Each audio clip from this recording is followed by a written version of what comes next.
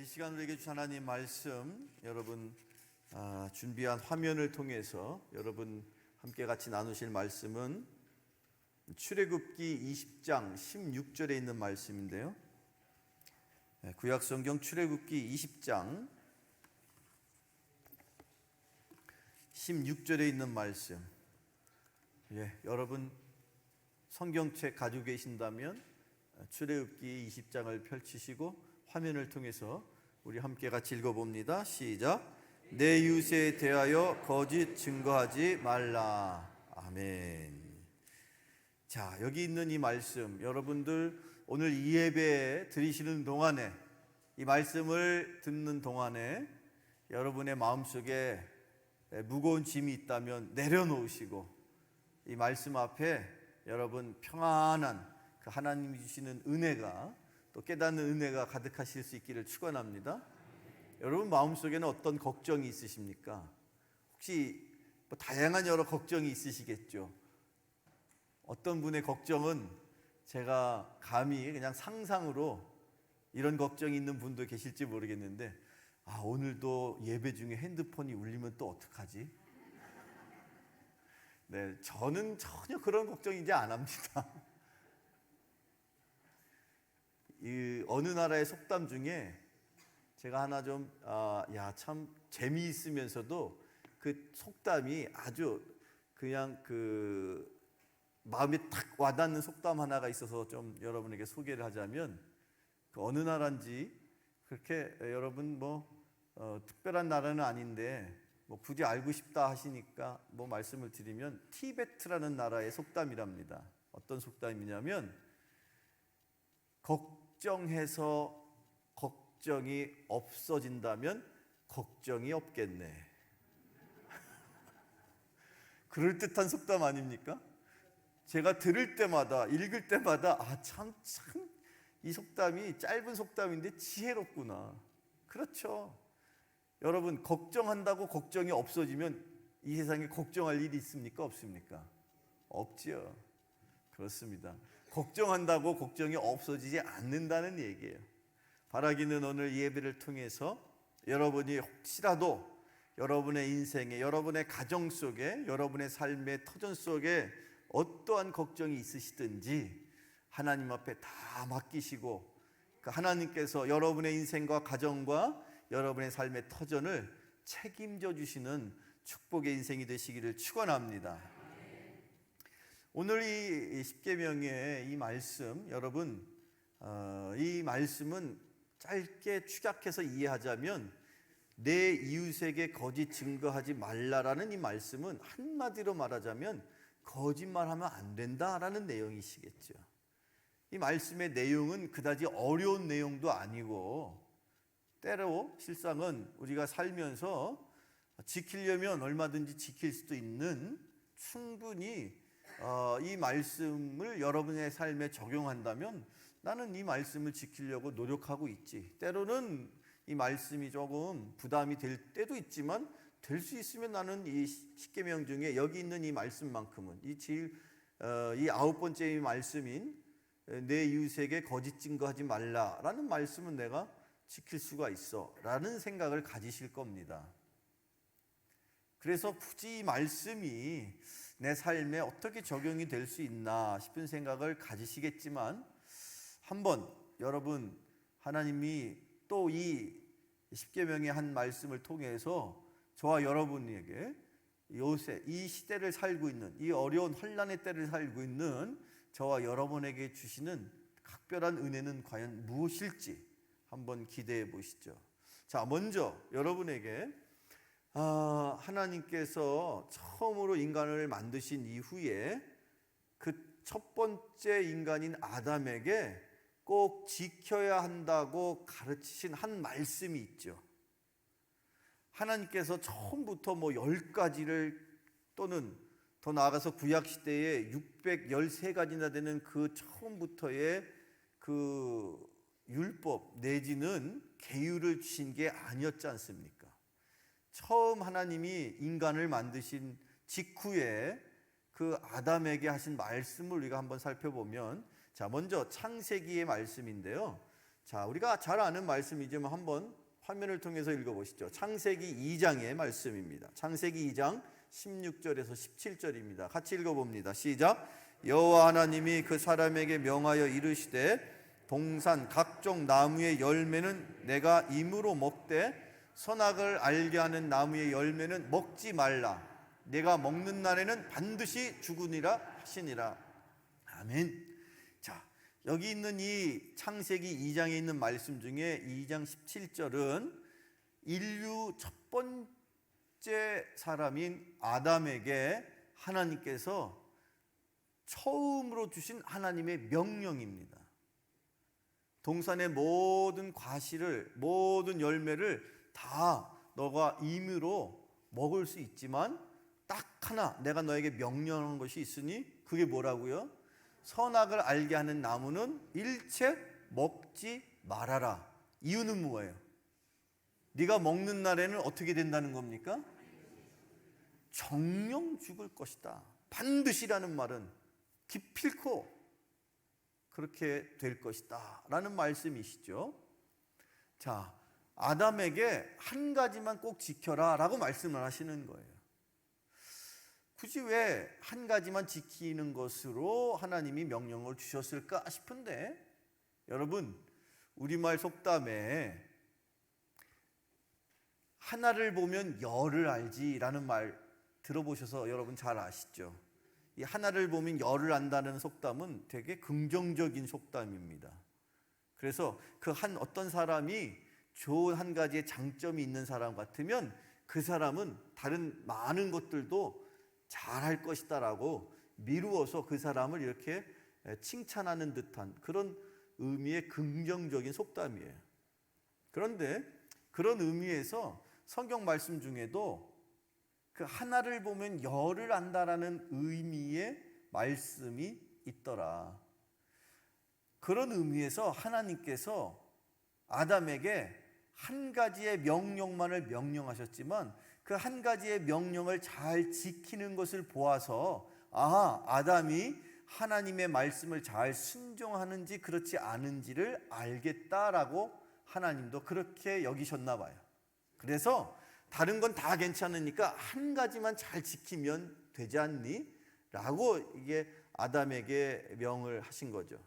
여러분 입장 같으면 그 한 가지만 잘 지키면 된다 한다 했으니 여러분 같으면 잘 지킬 수 있겠어요? 없겠어요? 네. 어쨌든 결론적으로 우리의 조상 아담은 그것을 지켰습니까? 못 지켰습니까? 못 지켰다는 거예요. 아니 다른 건 다 잘했는데 하나님이 하지 말라는 것 한 가지 때문에 사실은 어떻게 보면 억울하게도 에덴으로부터 쫓겨났다는 거예요. 자, 야고보서에는요, 조금 전에 제가 말씀드린 것처럼 하나를 보면 열을 알 수 있는 거야 라는 의미의 말씀이 신약성경 야고보서에 기록되어 있어요. 야고보서 2장 10절에서 11절. 자, 화면을 함께 같이 보시죠. 시작. 누구든지 온 율법을 지키다가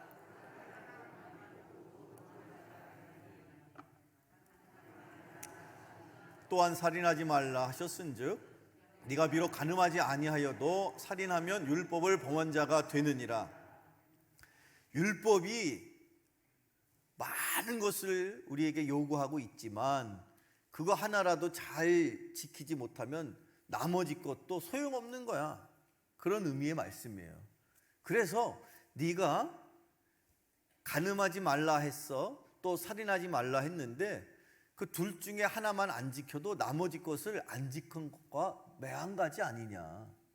근데 여기 지금 야고보서 2장에 있는 이 말씀 중에 살인하지 말라, 간음하지 말라.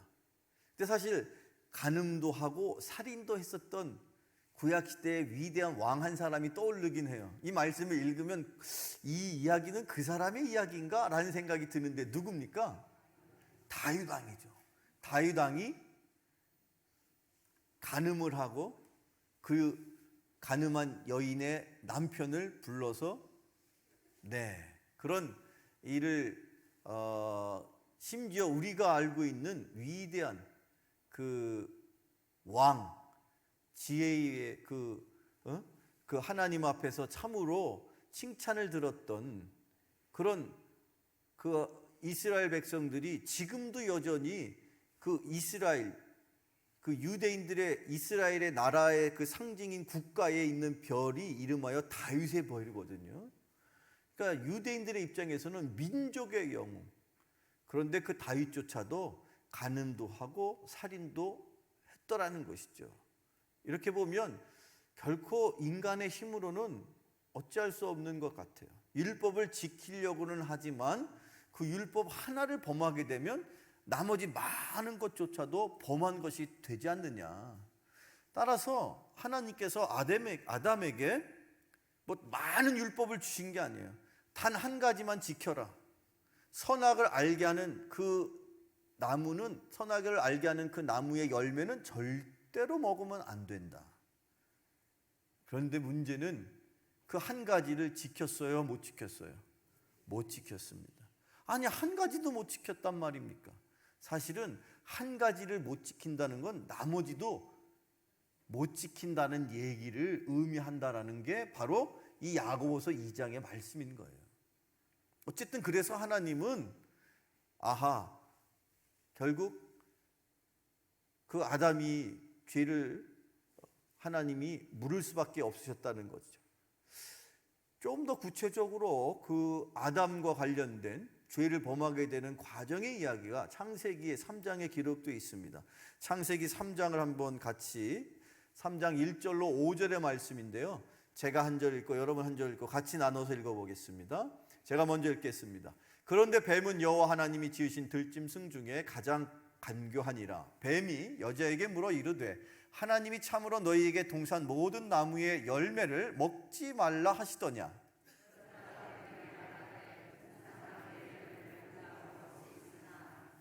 동산 중앙에 있는 나무의 열매는 하나님의 말씀에 너희는 먹지도 말고 만지지도 말라 너희가 죽을까 하노라 하셨느니라.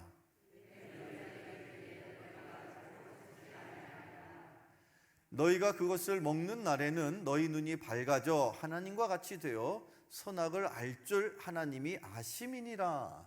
아멘. 자, 불행한 사건입니다. 이 인류의 조상인 아담에게 어느 날 그 마귀가 이게 뱀의 몸을 뱀의 그 형상으로 찾아왔죠. 그래서 유혹을 합니다. 어떤 내용입니까? 그 유혹이 하나님이 정녕 나무의 모든 열매는 먹지 말라고 하시더냐라고 그렇게 인간에게 묻고 있습니다. 자, 그런데 여기서 이 뱀에 의해서 하나님의 말씀이 처음으로 변질되어서 왜곡되어서 표현되고 있다는 것을 여러분 아십니까?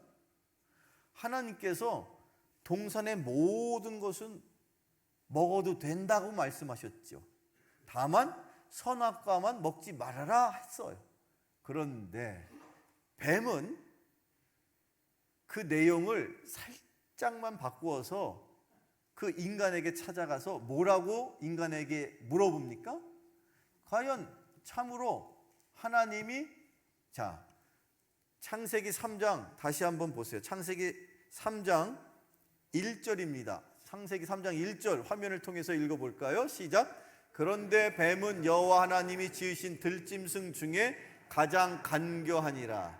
뱀이 여자에게 물어 이르되 하나님이 참으로 너희에게 동산 모든 나무의 열매를 먹지 말라 하시더냐. 여기 지금 표현이 너희에게 동산 모든 나무라고 표현되어 있는데 하나님은 이렇게 말씀하신 적이 있어요, 없어요? 없어요. 하나님은 오히려 모든 것, 동산에 있는 모든 것 먹을 수 있어. 다만 선악과만 못 먹는다고 얘기하신 거를 그렇게 살짝 변질을 시키는 거예요. 그러면서 인류 역사에서 처음으로 이 성경에 거짓말이 첫 번째 등장하는 거예요. 인간의 죄가 시작되는 첫 번째 모습에서 마귀는 무엇을 통해서 인간을 유혹하느냐? 거짓말을 하고 있다는 거예요. 자, 이 마귀의 뱀의 거짓말에 대한 인간의 반응은 어땠습니까? 다음 말씀 주세요. 자, 창세기 3장 2절 3절 다시 보면 여호와 하나님이 여자가 뱀에게 말하되 동산 나무의 열매를 우리가 먹을 수 있으나 동산 중앙에 있는 나무의 열매는 하나님의 말씀에, 자, 여기도 문제가 있어요. 이 지금 누가 얘기하는 거예요? 이 표현은 사람 중에 누굽니까? 하와, 여자예요. 여자. 아직은 이 하와라는 이름으로 불려지고 있지는 않지만 어쨌든 하와인데, 이 여자가 뭐라고 말하느냐? 하나님의 말씀에 너희는 먹지도 말고, 여기에서 문제가 발생해요. 하나님이 먹지도 말라라고까지는 말씀하신 게 맞죠. 그런데 그 다음에 표현이 뭡니까? 만지지도 말라. 이거는요, 여자가 임의로 자기가 생각을 거기다가 넣어가지고 하나님이 하신 말씀도 아닌 걸 자기의 입장에서 그렇게 변질을 시켜버렸어요. 이게 성경을 제대로 알지 못하는 인간이 범하는 오류입니다, 여러분. 여러분이 말씀을 어설프게 알면요, 정확하게 알지 못하면요, 실수를 하는 거예요. 하나님의 말씀을 그래서 우리가 애써서 배워야 되는 것이고 정확하게 알아야 되는 것이에요. 여러분이 차라리 하나님 말씀을 모르면 모를까 어설프게 부정확하게 알면 신앙생활 잘못한다는 겁니다, 여러분. 하나님은 먹지 말라고 했어요. 근데 여자는 자기 머릿속의 생각으로 만지지도 말라고 그러셨다고 그렇게 서로 간에 마귀하고 지금 여자가 서로 간에 하나님의 말씀을 자기 멋대로 첨삭을 해가지고 서로 대화를 주고받는 거예요. 참 한심한 일입니다, 이게. 자, 그랬는데, 그래서 결국엔 어떻게 됐느냐? 여자가 먼저 먹고, 여보 당신도 먹어봐 하고선 아담에게도 줬어요. 인류의 모든 그 불행이 여기서부터 이제 싹트기 시작했는데, 자, 그러고 났을 때 그 다음에 우리가 더 주목하게 되는 상황이 창세기 3장에 계속 나오죠. 창세기 3장 9절에서 10절 한번 화면을 다시 한번 주세요. 읽어보시죠. 시작. 여호와 하나님이 아담을 부르시며 그에게 이르시되 내가 어디 있느냐? 이르되 내가 동산에서 하나님의 소리를 듣고 내가 벗었으므로 두려워하여 숨었나이다.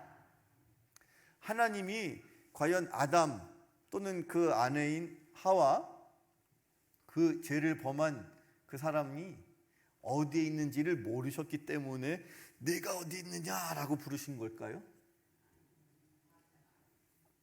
하나님께서 아심에도 불구하고 인간을 찾아가신 거예요. 죄를 범한 인간을 찾아가셨어요. 근데 그 죄를 범한 그 인간이, 아담이 하나님의 부름에 어찌된 영문인지 얼마 전까지는 하나님이 부르시기도 전부터 하나님과 늘 함께 동행하던 그런 관계였는데 지금 이 순간에 어떻게 반응하고 있습니까? 내가 어디 있느냐라고 하나님이 찾으셨는데 내가 동산에서 벗었기 때문에 두려워서 숨었대요. 여기 있는 이 숨은 건 사실입니다. 그런데 그가 숨게 된 이유를 변명을 대고 있죠. 뭐 때문이라고요? 벗었기 때문에 내가 숨었다는 거예요. 여러분, 아담과 하와가 벗고 지낸 게 어제 오늘 얘기입니까? 얼마 전까지도 주구장창 계속 벗고 지냈는데 어느 날부터인가 자기가 벗고 있는 게 부끄럽고 그래서 두려웠다? 이게 거짓말이라는 거예요. 그의 두려움은 왜 생겼느냐? 실상은 하면 안 되는 일을 했단 말이에요. 근데 그 하면 안 되는 일, 즉 선악과를 먹으면 하나님은 뭘 어떻게 하신다고 말씀했다고요? 죽는다고 했단 말이에요. 아담이, 하와가 선악과를 먹고 나서 마음속에 새로운, 전혀 한 번도 경험하지 못한 마음속의 변화가 일어났는데 그게 어떤 변화냐? 인간이 처음으로 두려움이라는 것을 느꼈다는 거예요. 그런데 그 두려움은 무엇에 대한 두려움이었느냐? 뭡니까? 죽음에 대한 두려움이라는 거예요. 그 이전까지, 즉 선악과를 범하기 전까지 아담과 하와에게는 죽음이라는 것이 무엇인지도 알지도 못했을 뿐만 아니라 두려움이라는 마음은 있지도 않았어요. 그런데 이제 아담과 하와가 선악과를 먹고 나서 그들의 마음속에 처음으로 죽음이라는 것에 대한 두려움이 생겼다는 겁니다. 그 죽음에 대한 그 두려움 때문에 아담은 지금 하나님 앞에서 뭘 하고 있어요? 거짓말을 하고 있다는 거예요. 오늘 십계명의 주제가 거짓말하지 말아라예요. 거짓 증거하지 말아라예요. 그런데 첫 번째 인류였던 아담과 하와의 모습을 보니까 왜 이 인간이 거짓말을 하게 되었는지를 미루어 짐작할 수 있더라는 거예요. 아담과 하와의 마음속에 무엇이 생겼다는 거예요? 두려움이 생겼다는 거예요. 이 두려움 때문에 그러면 인간이 그 두려움이 무엇 때문에 두려움이 생겼든지 간에 마음속에 두려움으로 인하여서 인간이 거짓말을 하기 시작했다라는 것을 우리에게 가르치는 겁니다. 세상을 사는 여러 가지 삶의 모습 중에 때때로 여러분들이 믿는 사람이든 믿지 않는 사람이든 왜 그 사람이 나에게 거짓말을 했을까? 또는 왜 내가 나도 모르게 상대방에게 말도 안 되는 거짓말을 했을까? 이유는 뭐냐면 한마디로 말하면 인간에게 두려움이 있다는 거예요. 내가 이렇게 말을 안 하면 저 사람이 나를 무시하지 않을까? 내가 이렇게 말을 하지 않으면 나에게 손해가 있지 않을까? 내가 그래서 이렇게 말을 하는 거고 저렇게 말을 하는데 그 말이 무슨 말이 되느냐? 거짓말이 된다는 거예요. 인간의 마음속에 원초적으로 본능적으로 이 아담 이후로 죽음에 대한 두려움, 때로는 죽음에 대한 두려움이 아니고 뭐 어떤 두려움이었든지 간에 근본적으로 인간의 마음속에 부정적으로 다가오는 그 두려움 때문에 인간은 자기 스스로의 양심을 속이고 상대방이 누구였든지, 때로는 부모님에게도, 때로는 내가 사랑하는 남편, 아내에게도, 때로는 내 자녀에게도 인간은요 하면은 안 되는 거짓말을 하더라는 거예요. 자, 과연 정말 그런가 싶어서 한번 말씀을 쭉 묵상하다 보니까 우리가 잘 아는 또 하나의 인물이 거짓말하는 대명사로 등장하는 인물이 한 사람 있어요. 그 사람이 누구냐 하면 믿음의 조상이래요. 그 사람이 누구냐 하면 아자로 시작해요. 그 사람이 누구냐 하면 아브라함이에요. 근데 믿음의 조상인 아브라함도, 여러분 아브라함의 이야기를 읽어서 아시는 분들 계시겠지만 말도 안 되는 어처구니 없는 거짓말을 합니다. 자, 어떤 내용의 거짓말인지 여러분 아시겠죠? 아시겠으나 제가 한번 화면을 통해서 한번 그 말씀을 나눌 테니까, 자, 창세기를 계속해서 읽어보시겠는데 이번에 창세기 여러분 12장에 있는 말씀입니다. 창세기 12장 10절로 13절 같이 읽어봅니다. 시작. 그 땅에 기근이 들었으므로 아브라함이 애굽에 거류하려고 그리로 내려갔으니 이는 그 땅에 기근이 심하였습니다. 그가 애굽에 가까이 이르렀을 때에 그의 아내 사레에게 말하되 내가 알기에 그대는 아리따운 여인이라 애굽 사람이 그대를 볼 때에 이르기를 이는 그의 아내라 하여 나는 죽이고 그대는 살리리니 원하건대 그대는 나의 누이라 하라. 그러면 내가 그대로 말미암아 안전하고 내 목숨이 그대로 말미암아 보존되리라 하니라. 아멘. 참 여러분, 아브라함이 하나님을 만난 직후에 이런저런 여러 가지 일들이 일어나고 있는데 그 중에서 아브라함이 식솔들을 이끌고 이제 애굽으로, 이집트로 지금 이제 이동해 가는 과정에 있어요. 그런데 그 와중에 이집트, 즉 애굽에 들어가기 직전에 아무리 생각해도 아브라함이 아직 아브라함이라는 이름을 주어 주시지 않았을 때니까 아브람이 생각해 보니까 당신이 너무너무 눈에 띄게 예쁜 나머지 당신을 탐하려고 그 애굽에 있는 누구든지 간에 당신을 빼앗을 요량으로 나를 죽일 수도 있지 않아? 여보, 그러니 이제 당신하고 나하고 입을 맞추어서 내가 당신 오빠고 당신은 내 여동생이라고 해야 돼. 알았지? 알았지? 그랬더니 그 아내랑 그 남편이 서로 알았어 여보, 당신 정말 똑똑해 하면서 서로 아주 콩깍지가 씌어가지고, 아니 그 아브라함이 할아버지 75세가 넘은 할아버지가 자기 아내가 아름답게 보였대. 그 아름답게 보일 그 아내도 나이가 얼마 정도 됐을까요? 아무리 못해도, 에? 그럼요, 나이가 못해도 60 이상은 됐을 거라고. 그런데 뭐 정확하게 나이가 중요한 게 아니라 어쨌든 그 아브라함의 눈에는 그 아내가 너무 이뻐 보였어요. 진짜로 이뻤는지 아니지는 잘 모르겠어요. 그런데 정말로 이뻤었나 봐요. 실제로 죄송합니다. 그 아내의 흑심을 품은 이집트에 있는 그 사람들에 의해서 그렇게 아브라함이 공경에 처한 것을 우리가 알지 않습니까? 이때 아브라함이 보란 듯이 아내하고 입을 맞추어서 거짓말을 하고 있어요. 근데 지금 이 이집트로 가는 동안에만 거짓말을 하는 게 아닙니다. 아브라함이요, 심지어 하나님께서 그의 이름을 이제 열국의 아버지, 네가 믿음의 조상이 되었다, 내가 그래서 너의 이름을 아브라함으로 바꿔줬다. 그리고 너의 아내의 이름도 사레에서 사라로 열국의 어머니로 바꿔줬다. 아니 그랬는데도 불구하고 또다시 그와 유사한 상황이 되니까 아브라함과 그의 아내 사라는 어떻게 했을까요? 자, 계속해서 여러분 창세기의 말씀인데 이번에는 창세기 20장에 있는 말씀이에요. 창세기 20장 11절에서 13절 함께 읽어봅니다. 시작. 아브라함이 이르되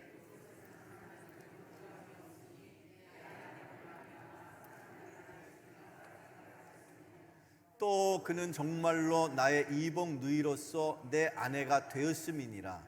하나님이 나를 내 아버지의 집을 떠나 두루 다니게 하실 때에 내가 아내에게 말하기를 이후로 우리의 가는 곳마다 그대는 나를 그대의 오라비라 하라.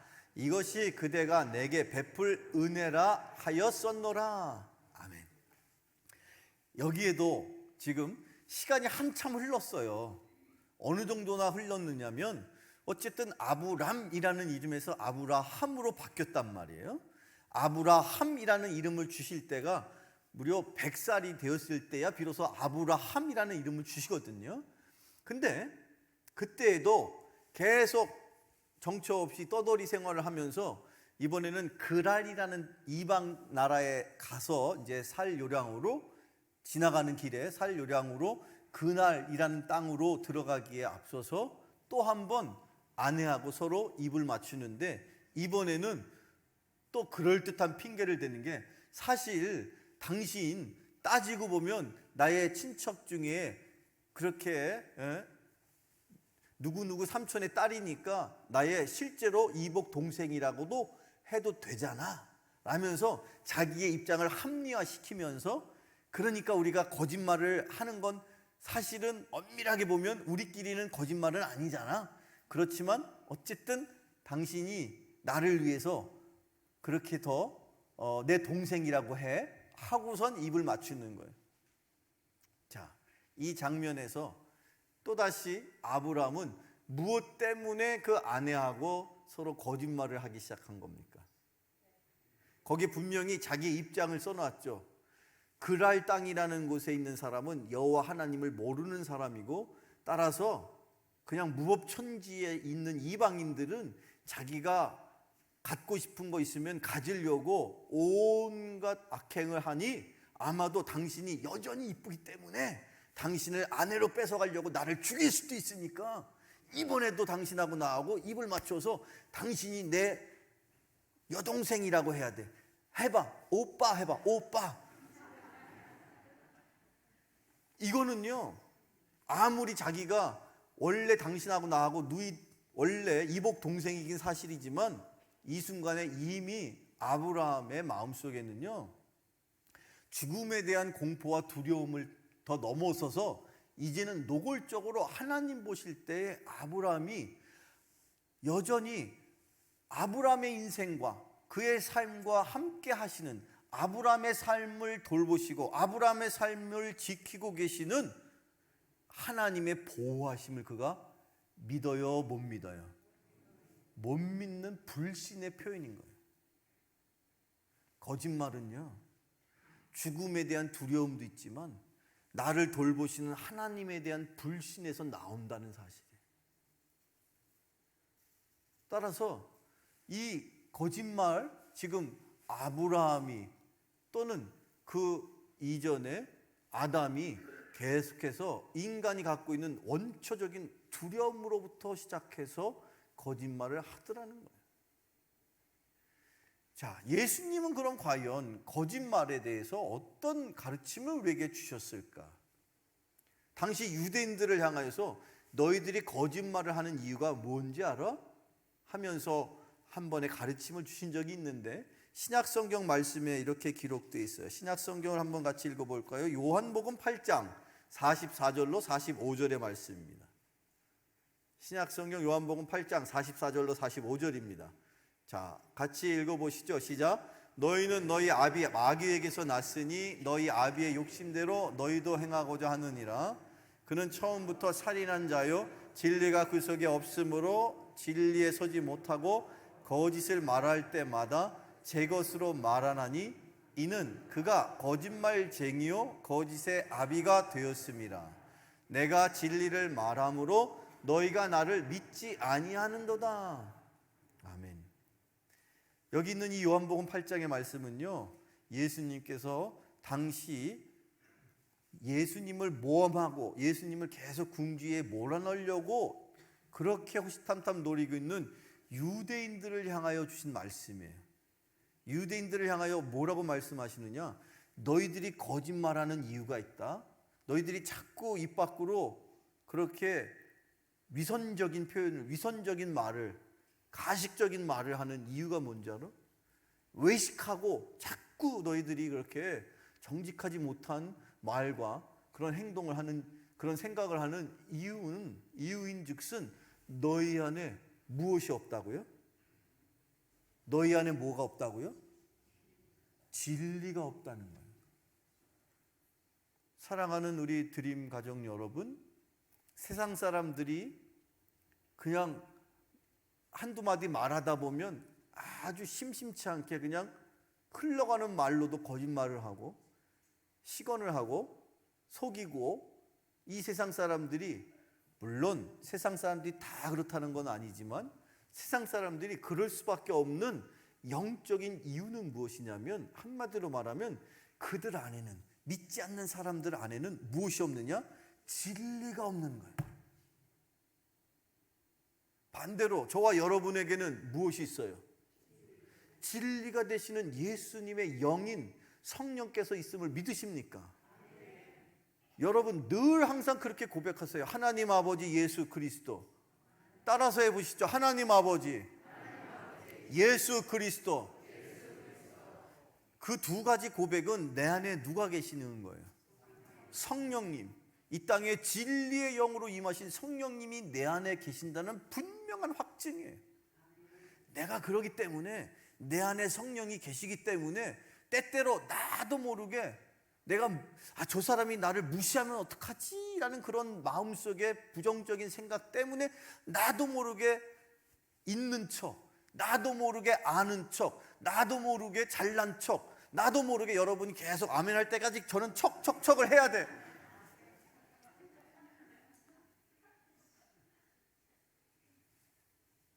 왜 그러느냐? 내 안에 성령이 가득, 진리의 영인 성령이 충만하지 않을 때 나도 모르게 인간적인 생각으로 척을 한다는 거예요. 아는 척, 잘난 척, 가진 척. 그래서 나도 모르게 무슨 말을 하느냐? 헛소리를 하는 거예요. 거짓말을 하는 거예요.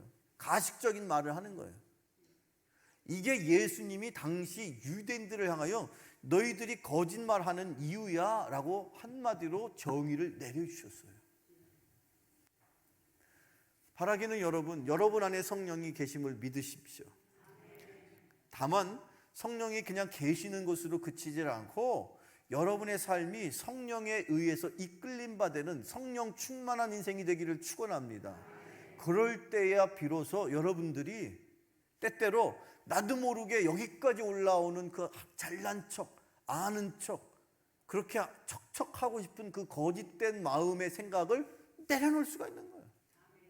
성경 말씀을 계속 읽어보시죠. 여러분 요한복음 14장 16절 17절 화면을 통해서 읽어봅니다. 시작. 내가 아버지께 구하겠으니 그가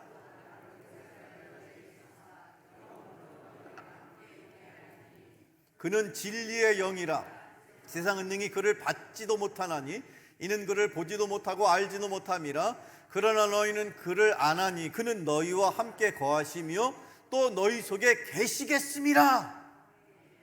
여러분 안에 성령이 계시면 여러분이 때때로 자기도 모르게 비즈니스 때문이든지 뭐 때문이든지 뭐 아내를 향해서든 남편을 향해서든 심지어 사랑하는 사람 앞에서도 때때로 거짓말을 할 때가 있다란 말이죠. 그럴 때마다 내 안에서 양심이, 내 안에서 성령께서 그러면 안 돼 라고 말한다는 거예요.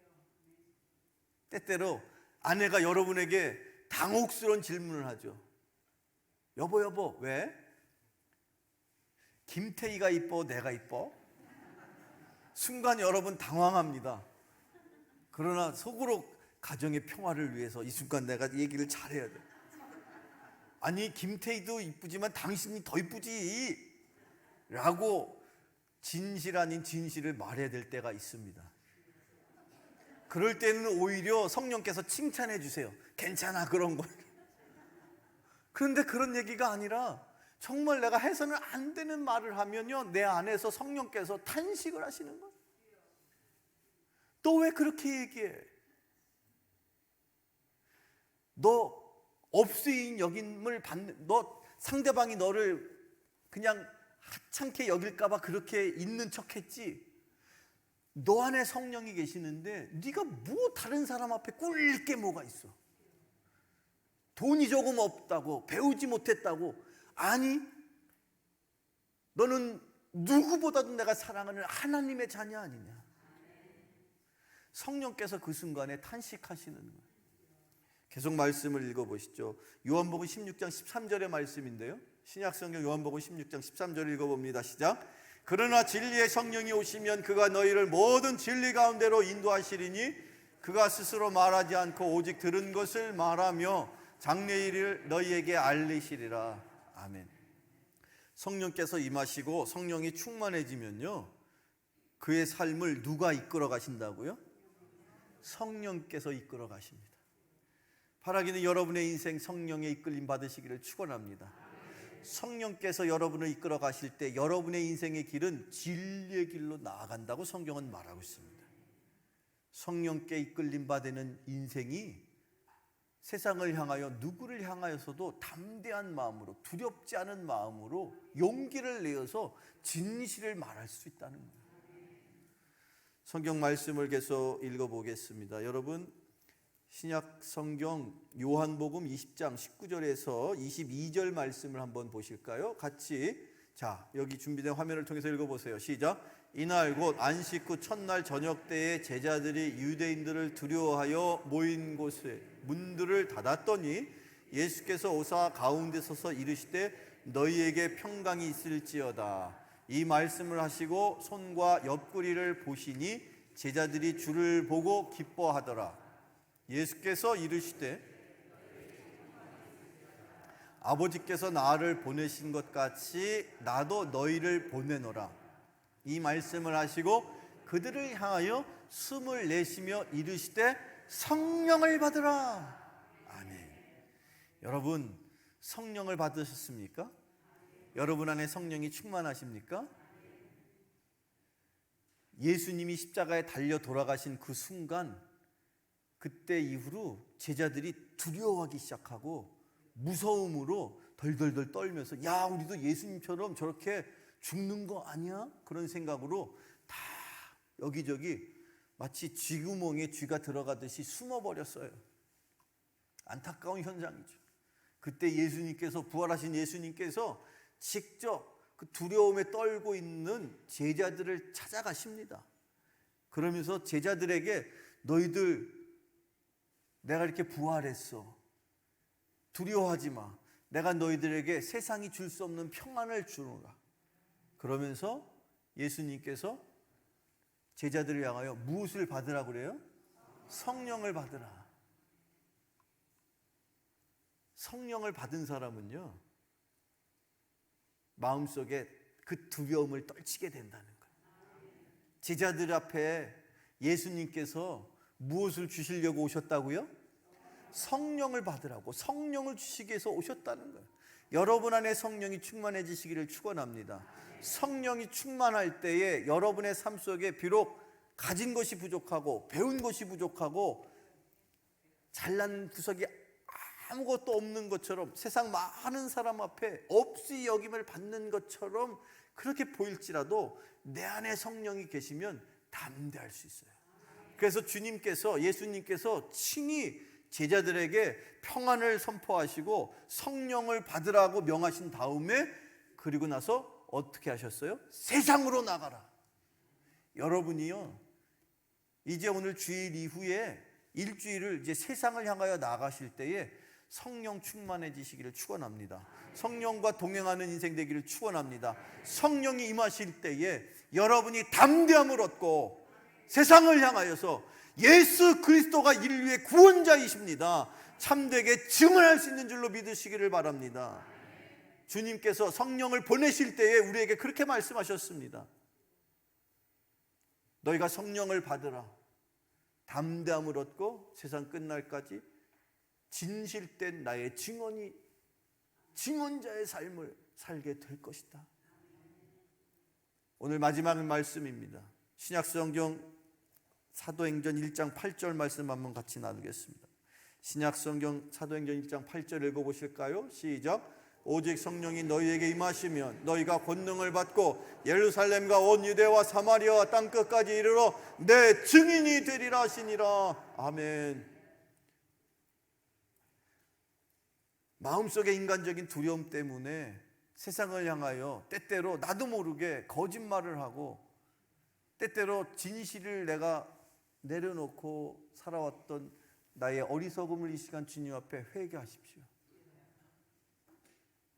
십계명의 마지막 9번째 계명, 내 이웃을 향하여 거짓 증거하지 말아라 하는 말씀은 거짓말하지 말아라는 윤리적이고 도덕적인 말씀으로 그치는 것이 아니라, 성령이 충만해질 때 너희들이 담대함을 얻고 진리가 되시는 주님과 함께 세상에 나아가서 나의 증언자가 되라고 우리를 초청하시는 말씀입니다. 바라기는 여러분 담대하십시오. 하나님이 여러분과 함께 하십니다. 성령이 여러분과 함께 하십니다. 성령이 여러분을 도와주십니다. 성령이 여러분에게 능력을 더하여 주실 줄로 믿습니다. 성령과 더불어 담대하게 세상을 향하여 선포하시고 참된 증언의 삶을 살아가시는 우리 드림의 모든 가족 여러분 되시기를 간절히 축원합니다. 축원합니다. 축원합니다. 기도하겠습니다. 거룩하신 아버지 하나님, 때때로 인간의 생각으로 두려운 마음과 또 답답한 마음으로 나도 모르게 주님 앞에 진실하지 못한 삶을 살았던 것을 이 시간 고백하며 회개합니다. 성령 충만함으로 담대함을 얻게 하여 주시고 세상 그 어떤 혼란과 역경과 두려움 속에서라도 승리할 수 있도록 주여 능력을 더하여 주옵소서. 특별히 오직 성령이 우리에게 임할 때에 권능을 허락하여 주시고 예루살렘과 온 유대와 사마리아 땅끝까지 이르러 참된 증인이 될 것이라는 주님의 약속의 말씀을 이루며 살기를 원합니다. 주여 함께하여 주옵소서. 예수님의 이름으로 축복하며 기도하옵나이다. 아멘. 우리 같이 찬양 한 장 더 부르시면서 준비하신 예물을 봉헌하는 시간을 갖겠습니다. 하나님의 약속 같이 찬양하시겠습니다.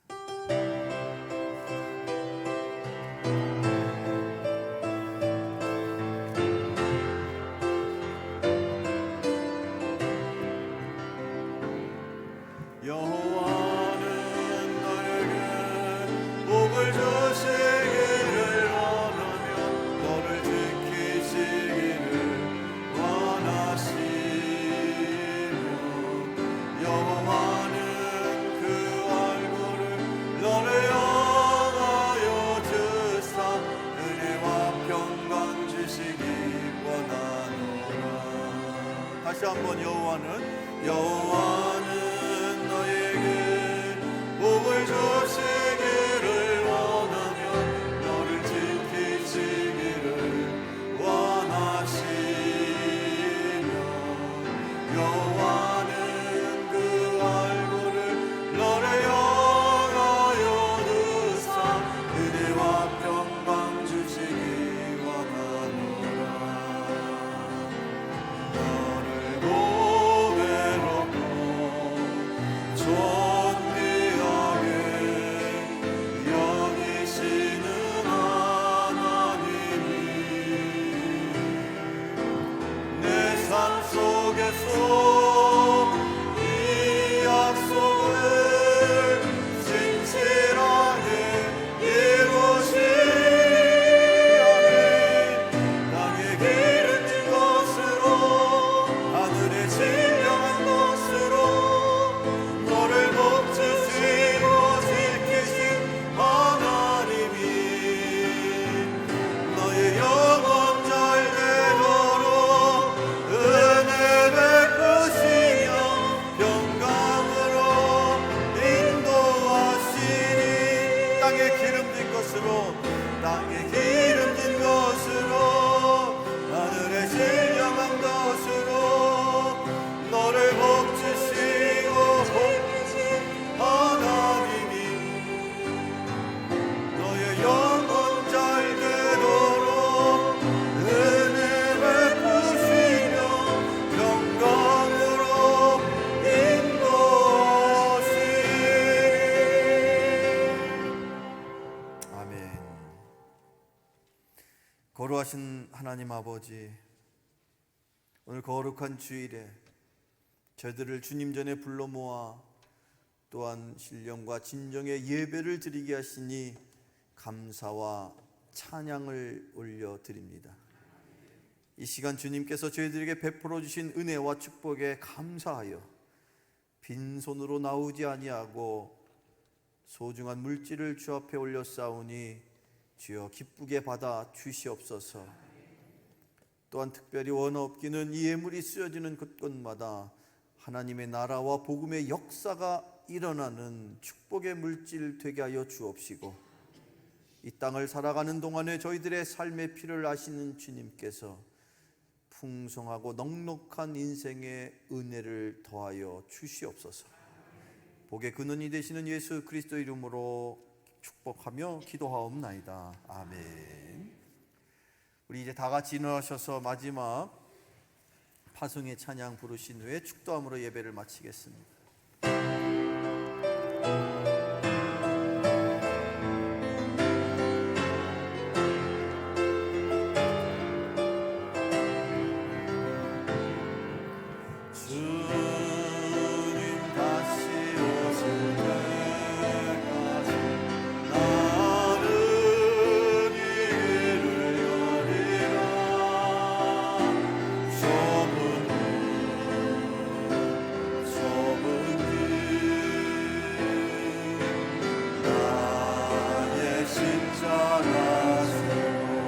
나의 가는 이 길 끝에서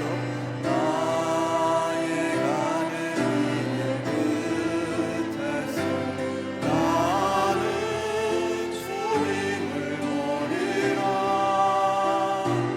영광의 내 주님 나를 맞아주시니. 아멘. 주님 다시 오실 때까지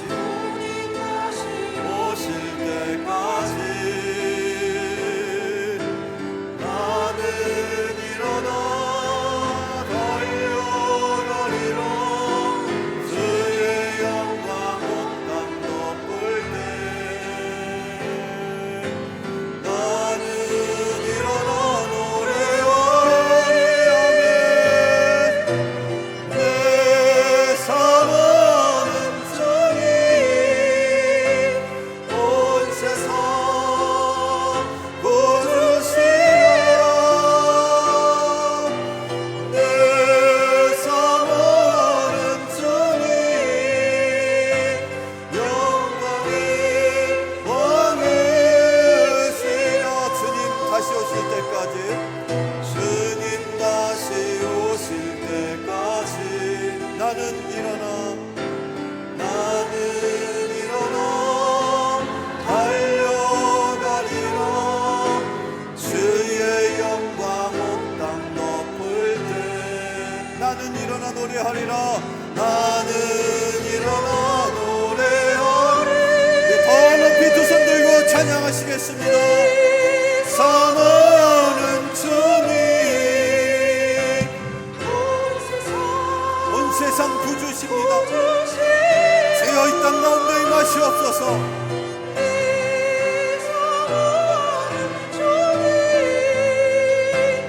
영광의 왕이시라. 우리의 찬양을 받으신 하나님께 박수의 영광 올립니다.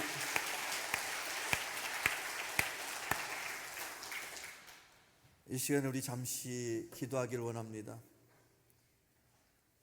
하나님이시여, 오늘 주신 말씀처럼 때때로 내 이웃을 향하여 그 마음의 두려움 때문에 때때로 가식적이고 위선적이고 그 꾸며내는 말로 내 스스로를 꾸며냈던 모습들, 주여 이 시간 다시 한번 회개합니다. 주여, 주님이 우리와 함께 하심을 믿습니다. 그 진리의 영이신 성령님이 내 안에 충만히 임하기를 원합니다. 다시 한번 우리 이 시간에 주신 말씀을 기억하면서 성령과 더불어 동행하겠습니다. 성령 충만한 인생 살겠습니다. 그런 각오와 다짐을 갖고 우리 다같이 통성으로 함께 기도하며 나아갑니다. 거룩하신 아버지 하나님 감사합니다. 성령이여, 우리의 심령 가득 충만함으로 임재하여 주시옵소서. 세상 끝날까지, 주님 다시 오시는 그날까지 주님과 더불어 예루살렘과 온 유대와 사마리아와 땅끝까지 이르러 참된 증언의 삶을, 참된 증인의 삶을 살기를 원합니다. 진실한 인생을 살기를 원합니다. 주님의 이루고 함께하여 주시고 우리의 입술에 파수꾼을 세우시고 주님과 더불어 승리하며 살아갈 수 있도록 은혜의 은혜를 더하여 주옵소서. 이제는 성부, 성자, 성령의 크신 축복이 다시 한번 허락하신 그 한 주간의 삶에 성령 충만함으로 인하여 담대함을 얻어 세상을 향하여 진실한 삶을 살고자 다짐하여 머리 숙인 이 드림에 속한 모든 주의 백성들과 저들의 손길로 세워진 필리핀과 네팔과 그 밖의 선교의 현장의 권속들 머리머리 위에 이제로부터 영원토록 함께 하옵시기를 간절히 축원하옵나이다. 아멘.